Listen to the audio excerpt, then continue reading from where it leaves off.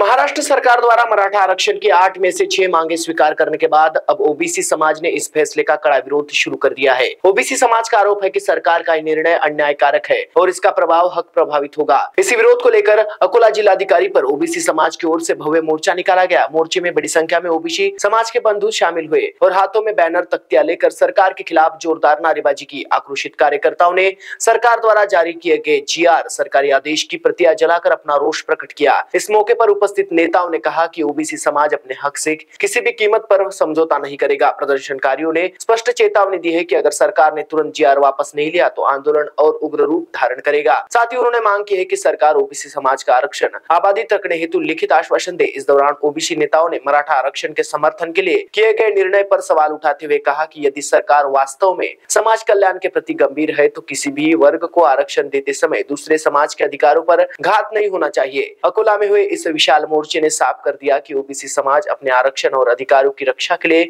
एकजुट है और सरकार को किसी भी अन्यायकारी कदम के खिलाफ बड़ा आंदोलन खड़ा करने के पीछे नहीं हटेगा।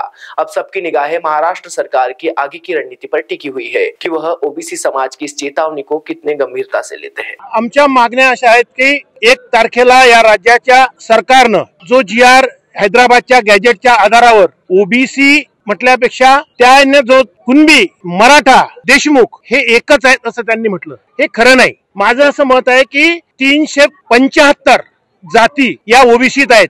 ओबीसीला आरक्षण 27% आहे असं म्हणतात, खरं आरक्षण 19% आम्हाला मिळते।